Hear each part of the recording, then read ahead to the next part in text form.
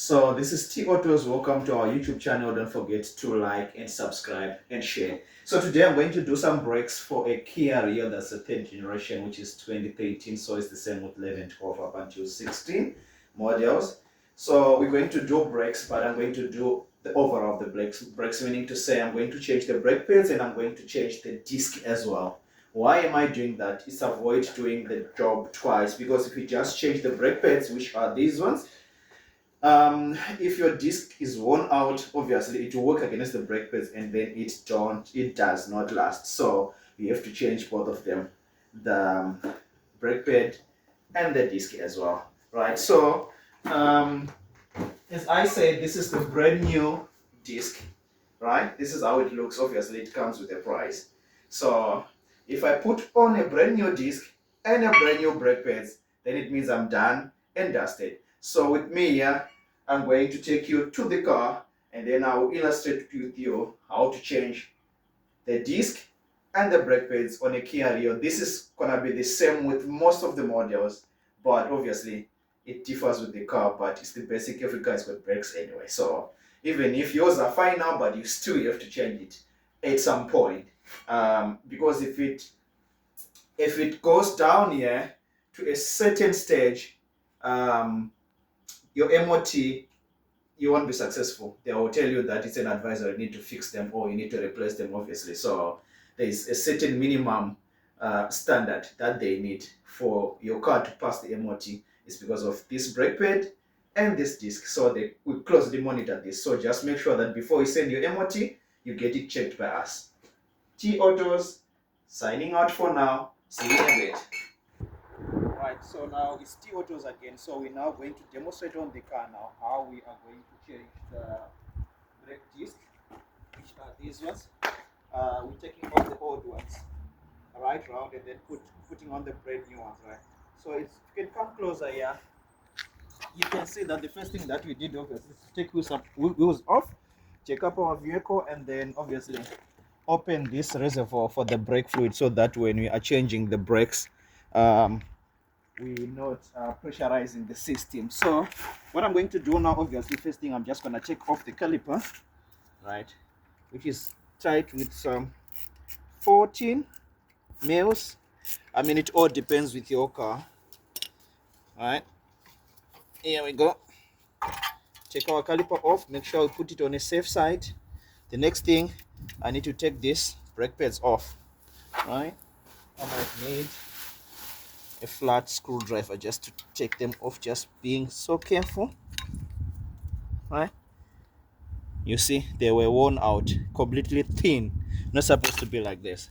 And anyway, the next thing, we need to take this off so that we can get access to our rotor.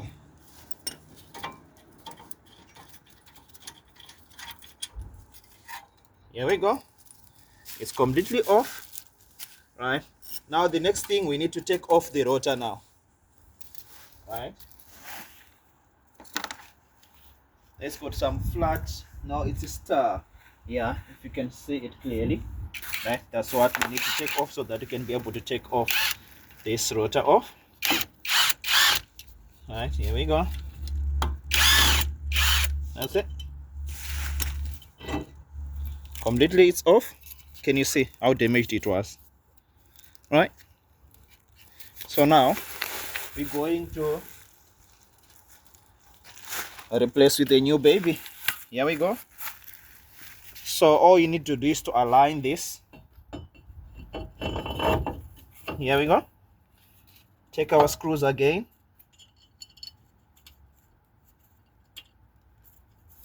All right.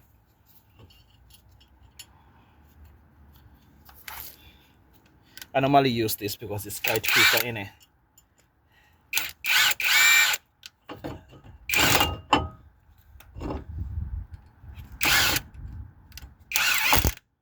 That's it.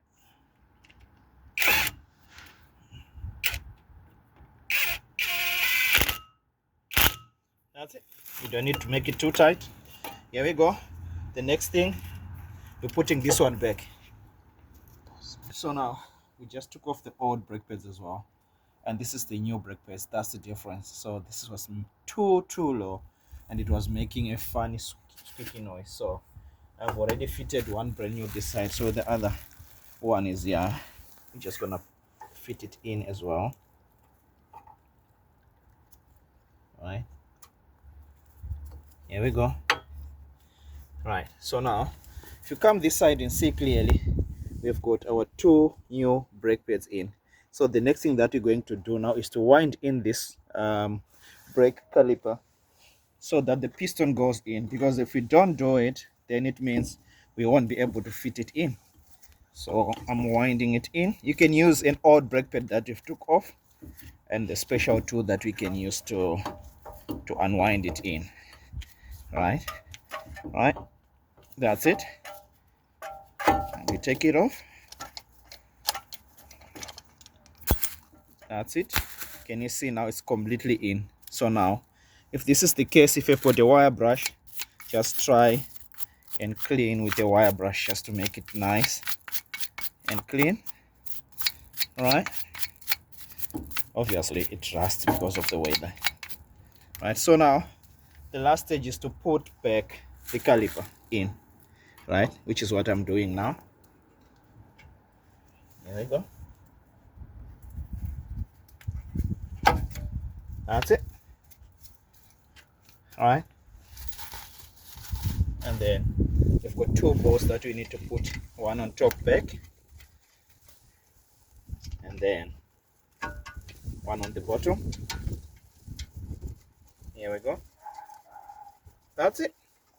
And then we just tighten them, and then the job is done.